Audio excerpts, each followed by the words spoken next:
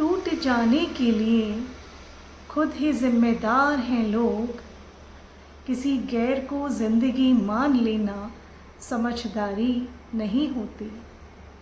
क्या खूब कहा है ना किसी ने। नमस्कार दोस्तों, आज एक बार फिर से आपके सामने आई हूँ एक बहुत ही सुंदर ज़िंदगी का सबक लेकर, जो मैंने खुद भी थपेड़े खाकर ज़िंदगी के सीखा है। और हम लोग काफ़ी लोग ऐसे होंगे जिन्होंने ये सबक ज़िंदगी के सिर्फ अपने तजुर्बों के साथ, वक्त के साथ सीखा होगा। साझा कर रही हूँ आपसे कुछ उन लोगों का सबक और कुछ अपनी ज़िंदगी का भी वो सबक जो बार बार थपेड़े खाने के बाद हम सीख पाते हैं। पर इंसान है ना, फिर से वही गलतियाँ दोहराते हैं और ये प्रकृति भी है। ईश्वर कहता है, मैं तब तक रिपीट करूँगा जब तक आप उस सबक से सबक नहीं लोगे। तो शायद दोहराता है ईश्वर, कुदरत दोहराती है। और इसीलिए कहते हैं, जो आपके साथ हुआ है, किसी और के साथ हुआ है, उससे सबक ले, सीखें और फिर आगे बढ़ें। आज एक बार फिर से, कई बार ऐसा होता है ना कि हम लोग बार बार लोगों पर भरोसा कर लेते हैं और वो भरोसा हमारे दुख का सबसे बड़ा कारण बन जाता है। नहीं होता? जिन्हें हम अपने दिलो जान से ज़्यादा चाहते हैं, भरोसा करते हैं, वही लोग हमारे भरोसे का फ़ायदा उठाकर अपना काम निकाल कर निकल जाते हैं और हमें कहा जाता है इमोशनल फूल। क्या इमोशनल होना गलत है? आजकल लोग इमोशनल होने को गलत क्यों मान रहे हैं? या इमोशनल होना इज़ इक्विवेलेंट टू बेवकूफ़ी? ऐसा ही हो रहा है ना। हम लोग जो साफ मन के होते हैं, कुछ लोग आते हैं, हमारा फ़ायदा उठाते हैं और निकल जाते हैं हमें यूज़ करके किसी एक सीढ़ी की तरह से, कि ये इंसान तो मन का साफ है और जो मन का साफ है उसको आप किसी भी तरह से इस्तेमाल कर सकते हैं अपने फ़ायदे के लिए। लेकिन वो लोग जो आपको आज यूज़ कर रहे हैं अपने फ़ायदे के लिए, वो ये नहीं जानते कि कल कोई और आएगा जो उनसे ज़्यादा समझदार होगा। जिस तरह से उन्होंने हमारा फ़ायदा उठाया, कल कोई और आके उनके इस एटीट्यूड का फ़ायदा उठाकर उन्हें भी इस्तेमाल करके ज़िंदगी में आगे बढ़ जाएगा। किसी को धोखा देना बहुत गलत है। पता है कितनी हाय लगती है जब किसी का दिल दुखता है ना, तो अंदर से वो इंसान टूट जाता है, बिखर जाता है। और ये बात उस व्यक्ति को नहीं पता होती कि वो किस तरह से एक निरे साफ मन के इंसान को धोखा देकर उसे तोड़ गया है। पल पल वो इंसान टूटेगा, ताउम्र टूटेगा। सब्र तो कर लेगा, लेकिन वो आगे फिर से भरोसा करेगा किसी पे, फिर और कोई आएगा, फिर और कोई धोखा देगा और फिर आगे बढ़ जाएगा। वो मन का साफ है इंसान, वो नेक है, वो शरीफ है और उसकी नेक नीयत का फ़ायदा उठा रहे हैं वो लोग, उसकी शराफत का फ़ायदा उठा रहे हैं लोग। लेकिन वो ये भूल जाते हैं कि ऊपर वाला बैठा है, उसका स्वभाव है अच्छा होना, वो अपनी अच्छाई नहीं छोड़ सकता।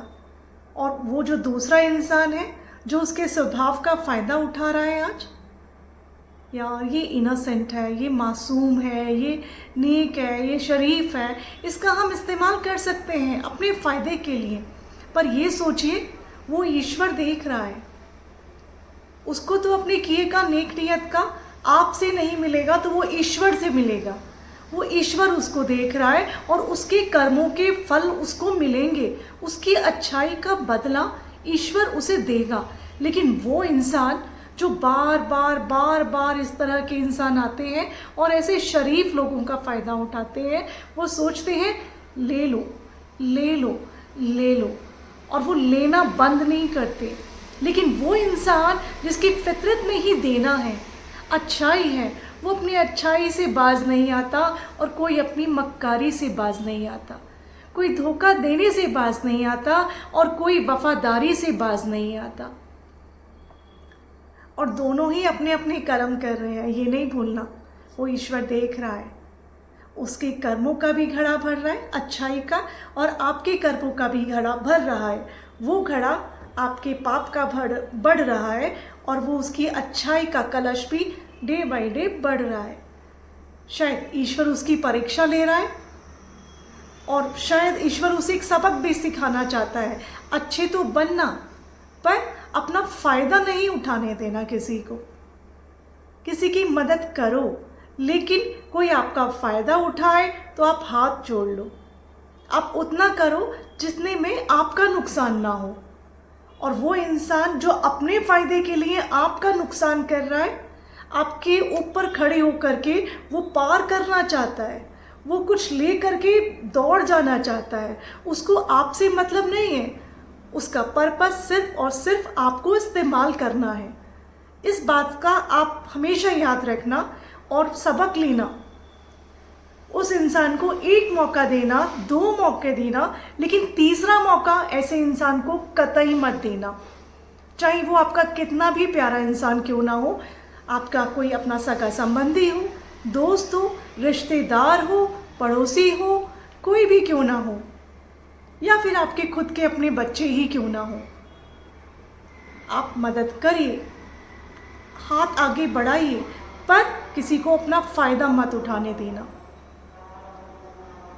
इंसान है, इंसानियत दिखाइए, लेकिन कुछ ऐसे लोग हैं जो आपकी उस अच्छाई का फ़ायदा उठा रहे हैं। तो सबसे पहले तो ये सबक लेना है हमें, और दूसरा, और अगर फिर भी कोई बुरा कर जाए तो उस ईश्वर पर छोड़ देना।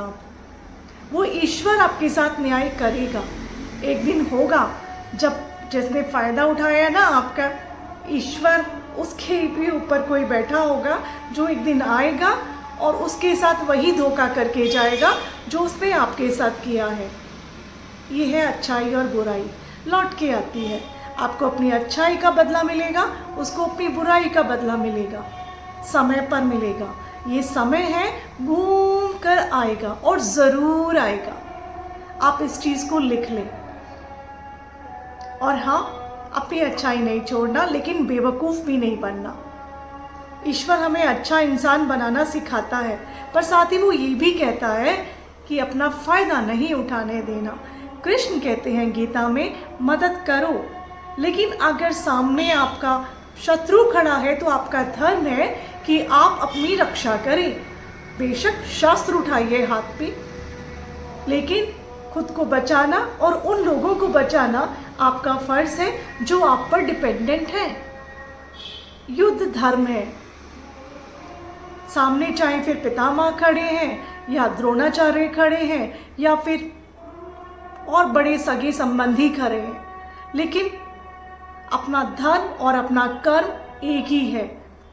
आप युद्ध के क्षेत्र में खड़े हैं तो युद्ध करिए, और अगर कोई इसी तरह से आपका फ़ायदा उठा रहा है तो फ़ायदा नहीं उठाने देना है। अच्छाई करनी है, भलाई करनी है, सबका भला करने की सोचनी है, लेकिन उससे पहले खुद का भी भला करिए। क्योंकि अगर आपने अपना भला नहीं करा ना, तो यकीन मानिए कोई भी आपका भला करने नहीं आएगा सिवाय ईश्वर के। ईश्वर कहता है पहले अपने लिए तो करो, तभी तो आप किसी और के लिए कर पाओगे। तो आज का यही सबक मैं आपके सामने लेकर के आई थी। किसी को अपना फ़ायदा नहीं उठाने देना, और कोई आए ना फ़ायदा उठाने के लिए तो 1 बार 2 बार में तो हम समझ जाते हैं, तीसरी बार आप मुस्कुरा देना कि now you can not make me fool any मोर।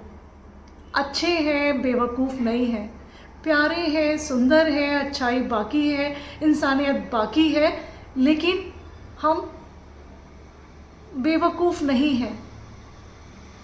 हम अपनी अच्छाइयाँ नहीं छोड़ पा रहे हैं। ये हमारी शराफत है, ये हमारे संस्कार हैं, ये हमारी नेक नीयत है, ये हमारी धरोहर है, ये हमने अपनी परवरिश में सीखा है। और वो लोग जो आपका फ़ायदा उठा रहे हैं, शायद ये उनकी अपब्रिंगिंग है, ये उनकी वैल्यूज़ हैं, ये उन्होंने सीखा है। तो आज का ये वीडियो यही समाप्त करूँगी। जल्दी मिलेंगे एक और नए वीडियो के साथ। देखते रहिए मोटिवेशनल बुआ अम्मा। अपना, अपनों का और उनका जो आपसे प्यार करते हैं, आपकी केयर करते हैं, खास ध्यान रखिए। Take care, bye bye.